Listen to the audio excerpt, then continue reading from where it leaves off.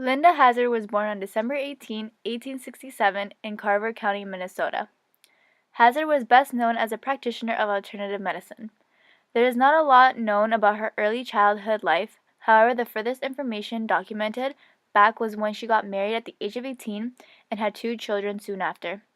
Linda Hazard shortly left her family behind, moving to Minneapolis in hopes to pursue her medical career.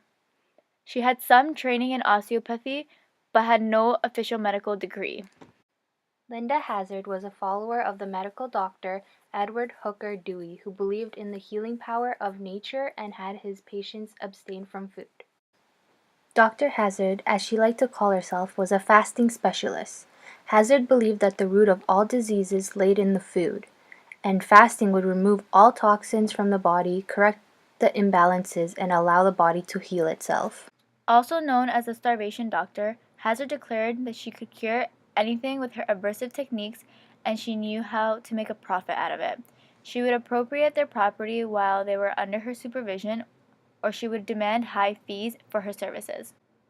She killed her first patient in her mid-30s in 1902, around the same time her divorce became final. After the coroner determined that the death was caused by starvation, he tried to get her prosecuted. But since she wasn't licensed to practice medicine, she wasn't held accountable. When they asked what had happened to all her jewelry of that patient, Hazard deflected the question. Not too long after, Linda Hazard married Samuel Hazard, a former Army lieutenant. He was known for being a drunk, leecher, and womanizer. In fact, he served time for bigamy after marrying Linda while currently being married to another woman. After Samuel Hazard finished his sentence in 1906, the couple set out for Washington State to start over. Hazard opened a sanctuarium called Wilderness Heights in Olalla, Washington. A loophole in the law of the state of Washington allowed her license to practice medicine. Her patients were allowed to eat nothing but small amounts of dilute tomato and asparagus juices. They lost weight very fast and became ill. Some patients publicly gave her praise, but more than 40 patients died under her care, mostly from starvation. Wilderness Heights became known as Starvation Heights. It was a reference to the thin bodies that were confined to the cabins and wandered the roads asking for food. In addition to fasting, patients were subjected to painful osteopathic manipulations, prolonged enemas, and other indignities. They had to take extremely long walks. When they became too weak to walk, they were made to crawl. They were bathed in scalding water, forced to endure hours-long enemas at least once a day. People describe Dr. Hazard as an incredibly persuasive person, and some believe that her patients were too intimidated to disobey her. It has been suggested that during her lifetime, particularly her active years, Hazard suffered from a mental illness that has yet to be officially labeled. Dr. Hazard tricked her patients into becoming completely under her control. Her patients had a habit of perishing under her care, and they usually signed over their worldly goods to her before they died. 2 sisters, Claire and Dorothy Williamson, lived for the thrill of adventure and all the newest trends in nutritional advice. On a trip, the pair came across an advertisement of Hazard's. The Williamsons were wealthy sisters, so it was no surprise when Hazard took them as her patients. The sisters were promised good health, so they participated in the fasting, painful massages, and enemas. Hazard convinced the sisters the treatment was working, even as their bodies became covered in sores and they could no longer leave their beds.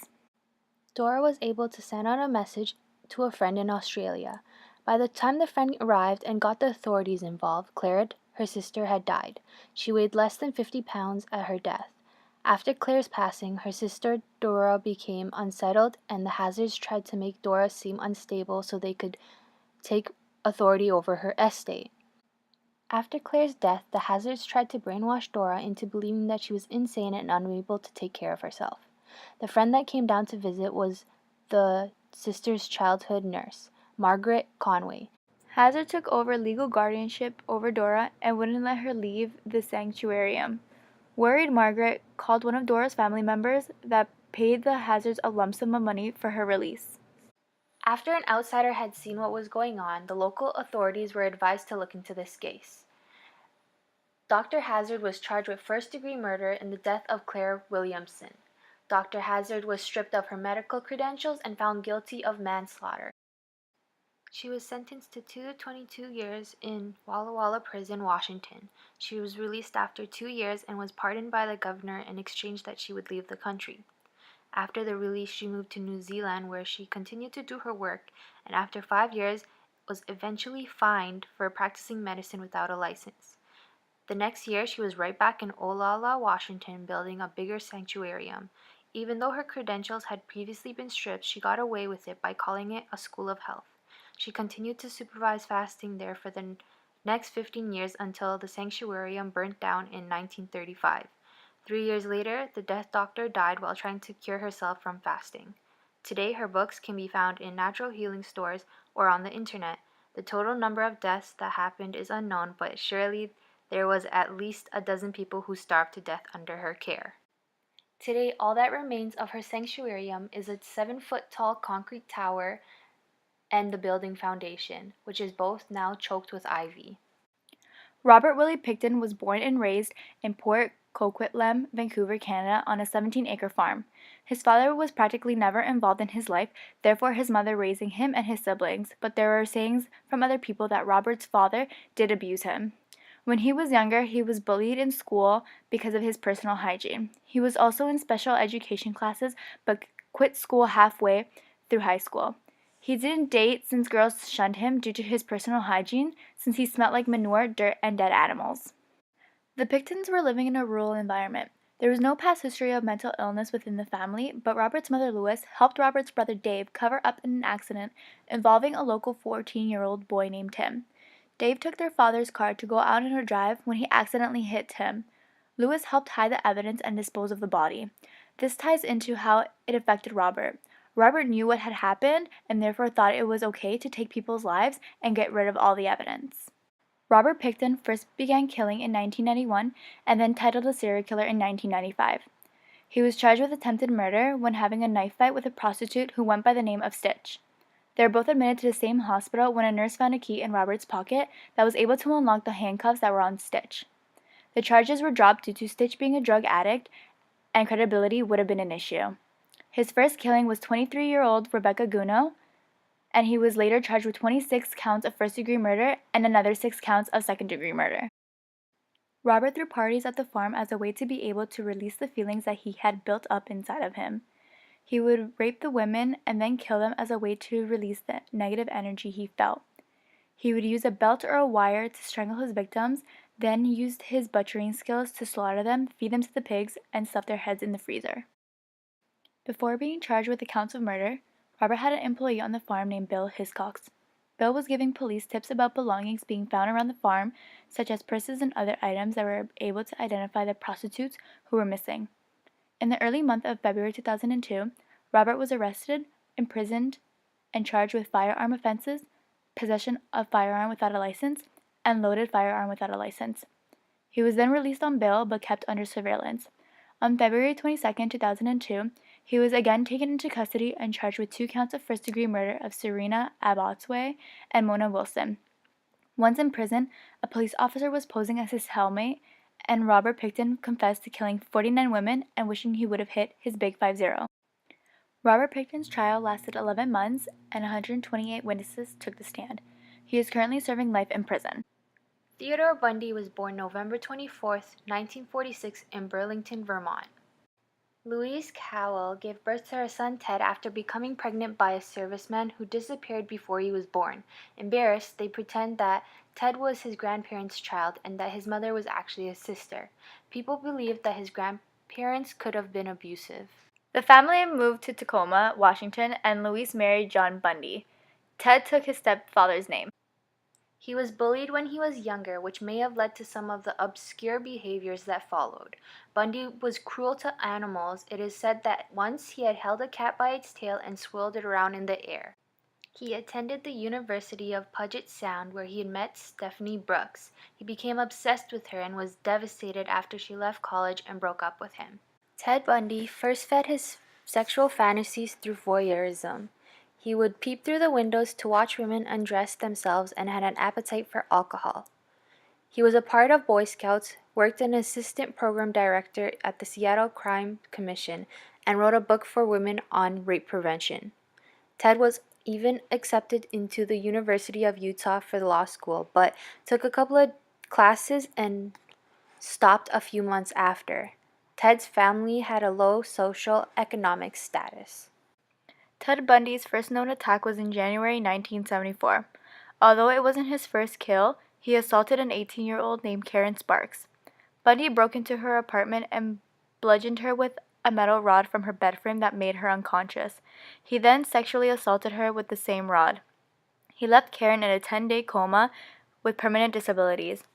His first murder happened about a month after he attacked Karen. Bundy broke into Linda's apartment, knocked her unconscious, and carried her out to his car. A part of her skull was discovered years later at one of his dump sites.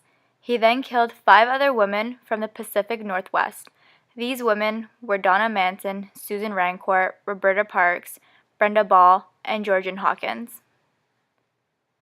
Bundy mostly killed women and girls who were in middle or upper middle class, and many were students.